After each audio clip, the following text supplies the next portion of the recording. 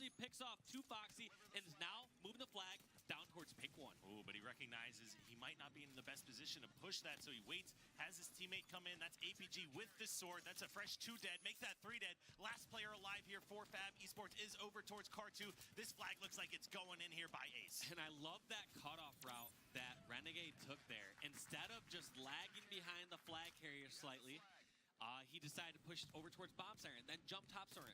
That was going to prevent any take his off Ace's face. Yeah. What do you think about that, Kyle? There's some decent shots there. Had the nice shot lined up, but must have missed a couple bullets on some of the previous ones to not secure that. And as 3 go down for Str8, what a big swing here. Just showing how impactful this sword is in those sword runs. You can just get it across the map before these players are coming off of spawn.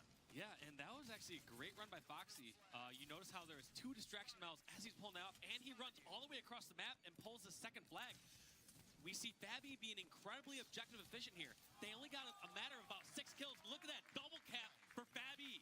And they are coming out hot right now. Str8 Rippin not able to shut down this aggression and not being able to counter the sword flag runs here that are coming out from FAB Esports. You can see the players are just getting a little bit too aggressive. Now, of course, that was a splinter nade behind Hines, essentially cutting off any plan for retreat here, but just 2 Foxy going big with the sword. Now, one interesting stat I'm seeing over on the Prowler is right now, Str8 Rippin is outslaying FAB 29 to 26 kills. However, the score doesn't reflect that because this is an objective game, and Str8 Rippin needs to convert those kills into caps. And look at that, maybe a triple kill here coming out.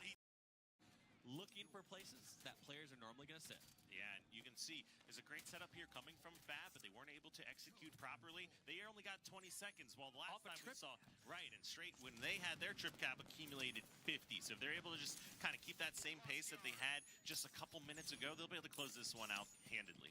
Yeah, and that was just surprising how short they kept that trip cap for, and especially got it reversed. A lot of times, teams, when you have a trip cap, you're going to make them bleed out for a bit. You're going to make them send a few deaths in one direction or another. What a nade, Dave. Sorry to cut you off there. No worries. Did you see Hines bounce that splinter off the wall? We've seen a couple other players take that same throw earlier, but Hines is the first one that actually connected perfectly.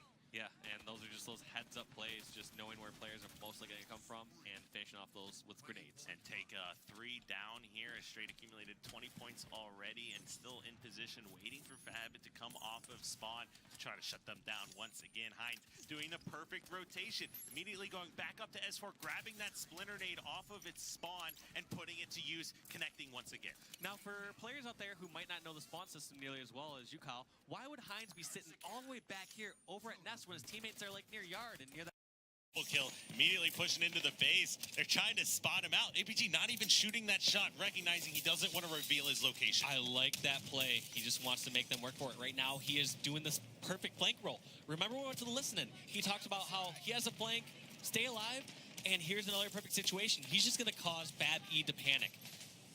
I don't want to see APG run this flag until he gets a slay or 2, and that's exactly what he's doing. He just keeps this separation between himself and his teammates, and now FAB E, their attention is divided. They don't know whether they should be focusing on top center and getting kills, if they should be going back to their base to try and clear out APG, or if they're going for a flagpole. It's just got to be complete chaos for FAB E. And this is an intense moment for both teams, as both flags are in fact out, and the flags are literally right next to each other. Kill difference the entire match. Yeah, and one of the good things from Str8 is even though they're not hitting all of these railgun shots, every time they die with it, there's essentially only one shot left here for FAB Esports to try to use it to their advantage. So really not being able to get those power weapons, any real kind of sprees going on where they're killing people on the side of the map, but they went instantly from possibly capturing the flag to fighting for their tournament life. Oh, and here we go. Renegade, last guy alive for the moment, was in their base. Shoots 2 players, so they know that he's here. Always trying to stay alive. Block different angles. Picks up the kill onto Foxy. He says, sit down there. He does get cleaned up there, but the amount of distraction and time he just bought for Str8, it tells the whole story there, or something you don't see in stats. Yeah, it definitely is not going to tell all that in the stat screen because he is drawing numbers back the entire time. So even if Hines does lose this fight here in a second, he's in a great position for his teammates to push all the way across the map, and that's exactly what they do. They get this flagpole, moving it across the bomb center of the map. Renegade has it all the way towards his porch. This could be big trouble for FAB E, and that is a 2-1 lead for Str8 Rippin. Flag quickly across the map. We're going to have to see where it's at the moment, but Renegade just playing it safe, getting those slays, and that's exactly what you want to be doing. Anytime your flag runner's running across the map, you want to make sure you're not going to put your team in a situation where you get counter-capped on. Hines running that all the way towards his front window and just going to play this patient while someone else.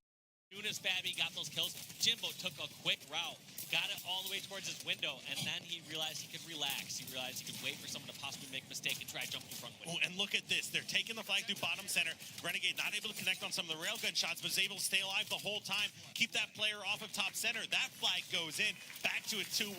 Looking at a repeat of what we just saw here from the last game. Renegade missing the melee. Great thrust, though, and stays alive. Yeah, that was a pretty ridiculous battle right there. For anytime that I'm missing melees like that, I always pay with my life. But somehow Renegade, this kid stays alive even when he misses a melee in a situation like that. Yeah, I mean, it's just a great heads-up play, recognizing the direction that you need to thrust based on where your opponent is and where the rest of your teammates are. So Renegade doing a great job here, holding down the power weapons for his squad. As you can see in that kill feed, double kill coming out for APG. He's still alive. That's all four alive. Or, yeah, all four alive versus 2 dead here. So this is not a good position to be in if you're rooting for this European team, as that flag's already out. But look at this. Even though Str8 Rippin members were taken down, we have Renegade staying alive. He's not giving up all 4 dead, which is something that we've seen FAB do multiple times. They commit to the flag a little too hard, but Renegade just making it impossible for some sort of counter cap because he's such a threat with that railgun. I'm not sure who went clutch there, but Str8 was in a good position to run that flag. Somebody from FAB Esports went clutch to go ahead and shut that one down. Now, Renegade did a great job recognizing the situation, staying alive as the last member, and now recommitting and playing aggressive here, pushing on to the base. Yeah, and that's... Whoa! I can't believe he connected that. Jimbo, what a railgun shot, but that's a great point you made, Kyle, that he was able to be a part of that initial offense on the initial flag grab. He was the reason that FAB did not get full control on the map, and now he's part of the second flag run. And look, all the members being killed.